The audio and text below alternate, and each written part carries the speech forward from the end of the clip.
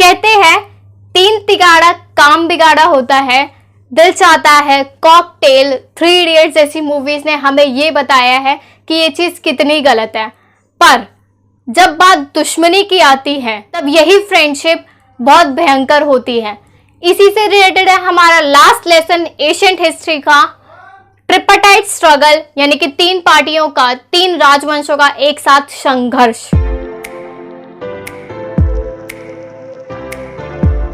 Hi everyone, my name is Priya Prajapati and welcome to Mind imprint.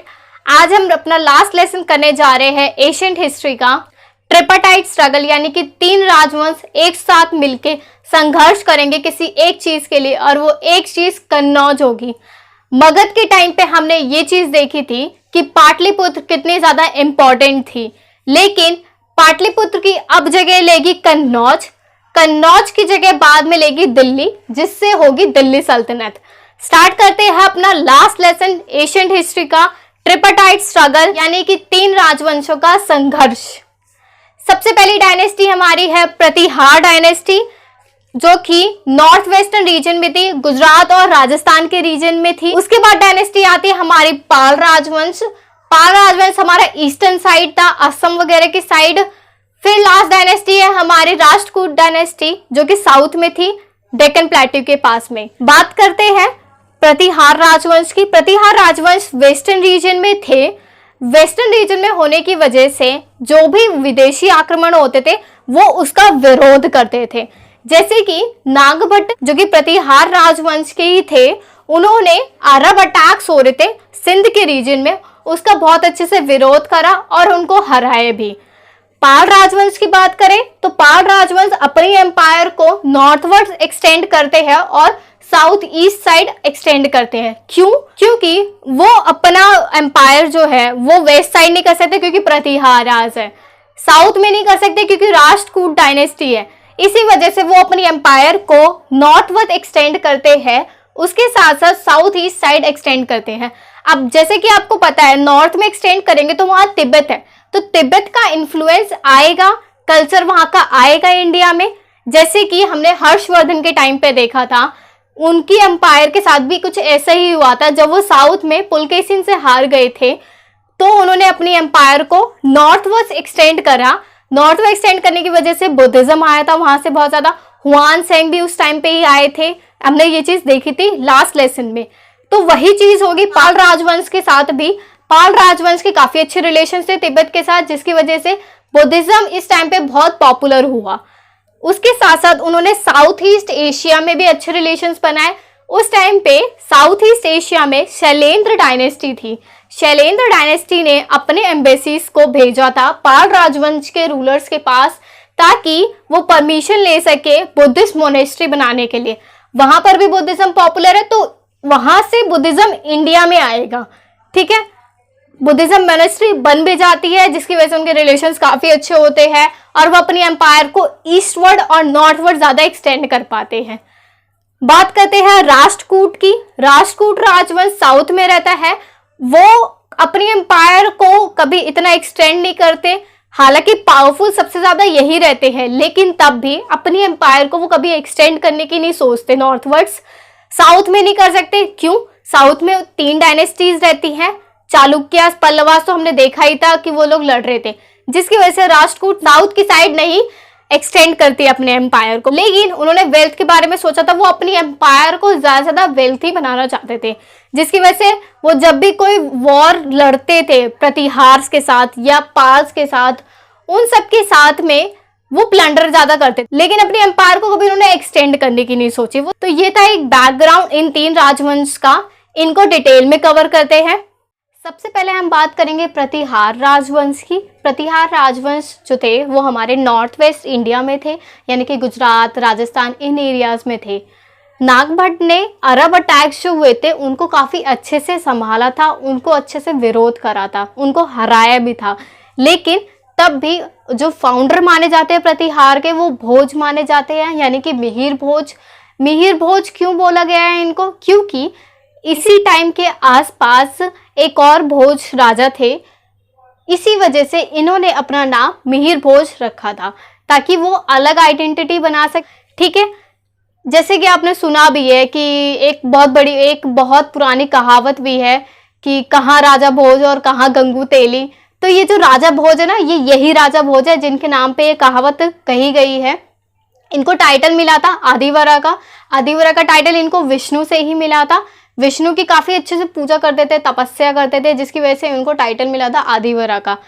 राजा भोज ने काम तो किया, उनको फाउंडर तो माना जाता है, लेकिन उसके बाद आते हैं उनके बेटे महेंद्रपाल फर्स्ट। महेंद्रपाल फर्स्ट ने भी थोड़ी बहुत एम्पायर को संभाला था, लेकिन इतना अच्छा इम्पैक्ट नहीं दिया जितना नाग भट्ट ने दिया था, जबकि नाग भट्ट को इतना अच्छा रिकॉग्निशन नहीं मिला। ये वही बात है कि काम किसी और ने करा है, क्रेडिट कोई और लेके जा रहा है।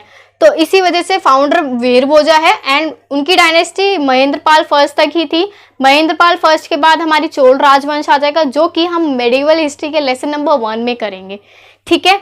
उसके बाद बात करते हैं राष्ट्रकूट राजवंश की। राष्ट्रकूट राजवंश के फाउंडर जो माने जाते हैं वो दंती दुर्ग माने जाते हैं। दंती दुर्ग ने एक एलोरा केव है जो कि आपने सुना भी होगा, बहुत फेमस है। वहां पर एक उन्होंने स्टैचू बनवाया है 10 अवतार करके, वो इनको ही रिप्रेजेंट करता है। किसको? दंती दुर्ग को। दंती दुर्ग के बाद आता है कृष्णा फर्स्ट। कृष्णा फर्स्ट ने शिवा टेम्पल बनवाया था। ये शिवा टेम्पल की भी बहुत इंटरेस्टिंग बात है कि ये टेम्पल एक माउंटेन था पहले, माउंटेन को कार्व आउट करके ये टेम्पल बनाया गया है, इतना खूबसूरत। सोचिए कितनी बड़ी बात है कि एक माउंटेन से उन्होंने एक शिवा टेम्पल बनाया था जो कि एलोरा केव में ही है। फिर आते हैं हमारे गोविंद थर्ड। गोविंद थर्ड ने लंका के राजा को हराया था। लंका के राजा को जब उन्होंने हराया था तो लंका के राजा के ही 2 वो स्टैचू लेके गए थे अपनी किंगडम में लगाने के लिए, ताकि वो अपनी विक्ट्री शो कर सके कि हाँ देखो मैं जीत के आया हूं। उन्होंने गंगा के राजा को भी हराया था। गंगा राजवंश के बारे में हमने लास्ट लेसन में डिस्कस करा था। अगर आपने वो लास्ट लेसन नहीं करा है तो आप उसको भी जरूर देखिएगा।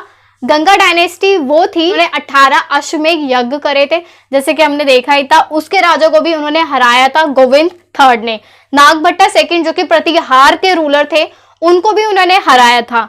अमोघ वर्षा आते हैं उसके बाद। अमोघ वर्षा इन तीनों राजाओं से एकदम डिफरेंट थे। वो चाहते थे कि एजुकेशन के जरिए, लिटरेचर के जरिए कोई भी प्रॉब्लम है, कोई भी कंफ्लिक्ट है, उसको सॉर्ट आउट करा जाए। तो बुक्स और वॉर्स में वो बुक्स को प्रेफरेंस ज्यादा देते थे।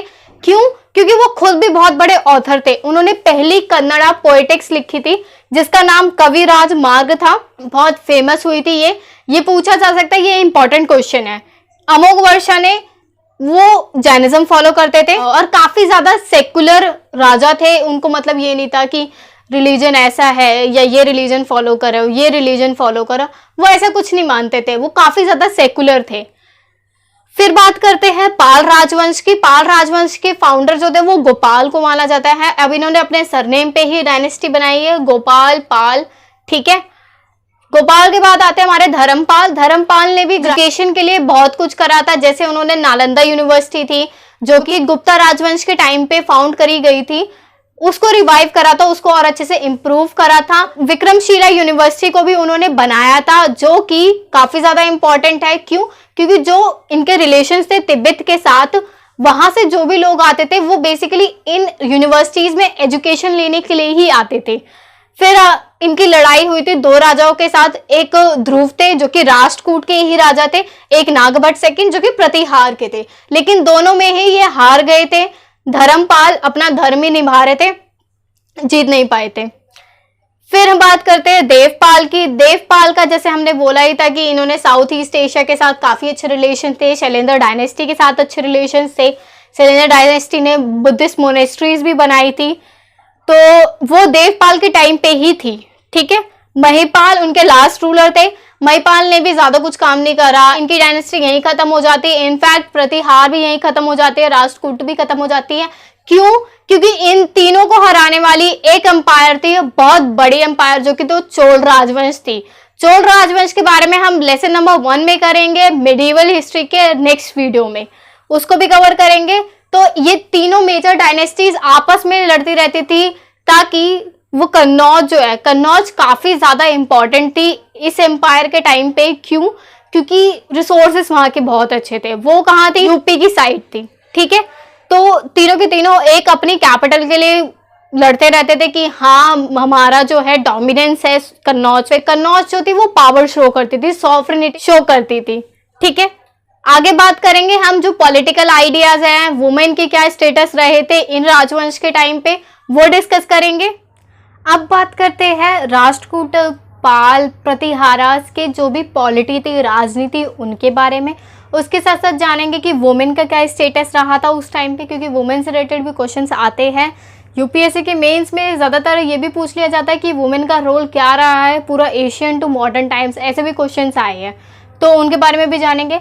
पॉलिटी की बात करें तो सबसे पहले कोर्ट की बात करेंगे। कोर्ट जो था वो सिर्फ ऐसा नहीं था कि जो भी पॉलिटिकल प्रॉब्लम्स हैं या जो जुडिशियल प्रॉब्लम्स है सिर्फ उनके लिए था, बल्कि कल्चरल अफेयर्स भी उसमें थे। यानी कि जो फेस्टिवल्स है, जो भी अलग अलग प्रोग्राम्स हैं, वो सब कोर्ट में ही करवाए जाते थे। हमें ये एविडेंसेस भी मिले हैं कि गर्ल्स जो थी, डांसिंग गर्ल्स भी थी उनके कोर्ट में, जो किंगडम्स थी उनके कोर्ट में।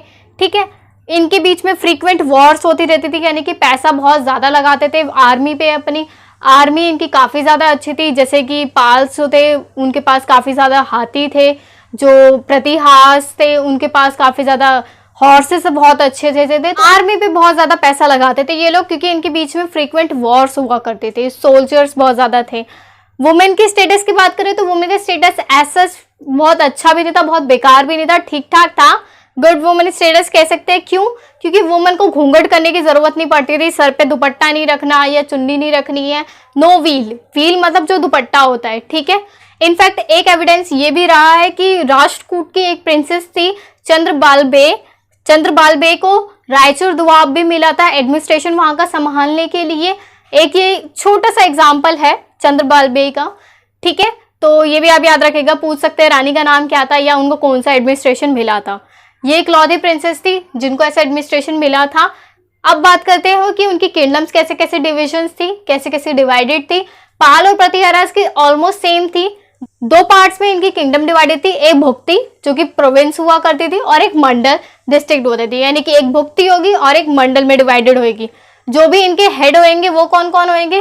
भुक्ति का जो हेड होगा वो उपारिका होगी और जो मंडल के जो हेड होगी उन्हें विषयपति कहा जाएगा। तो ये दो टर्म्स है, वो भी पूछ ली जाती है कि कौन सी टर्म्स जो थी किसके टाइम पे थी, ये पोस्ट कब आई थी। तो उपारिका पोस्ट जो थी वो पाल और प्रतिहारास के टाइम पे थी और विषयपति भी उनके टाइम पे थी। जबकि राष्ट्रकूट की डायनेस्टी जो थी वो राष्ट्र और विषय में डिवाइडेड थी। राष्ट्र का जो हेड होगा उसे राष्ट्रपति कहा जाएगा, विषय का जो हेड होगा वो विषयपति कहा जाएगा।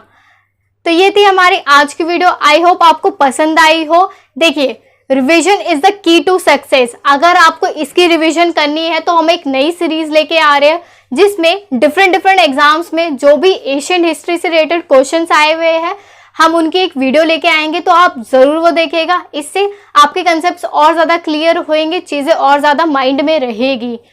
अगर आपको वीडियो पसंद आए तो लाइक शेयर और सब्सक्राइब जरूर कीजिएगा। वीडियो कैसी लगी आप जरूर बताइएगा नीचे कमेंट बॉक्स में करके। कोई इंप्रूवमेंट की जरूरत है तो वो भी जरूर बताइएगा, हम उस पर काम जरूर करेंगे। फिर हमारा एशियंट हिस्ट्री का कोर्स कंप्लीट होता है। नेक्स्ट वीडियो में हम स्टार्ट करेंगे मेडिवल हिस्ट्री। मेडिवल हिस्ट्री में सबसे पहला चैप्टर जो होगा वो हमारा चोल राजवंश से रिलेटेड होगा। और भी जो चैप्टर्स होंगे उनकी एक सेपरेट वीडियो आ जाएगी, तो आप नीचे दिए गए बेल आइकन को प्रेस कर दीजिएगा ताकि आपको उसकी अपडेट मिलती रहे। तब तक के लिए stay happy, stay home, stay safe, stay learning. Thank you so much.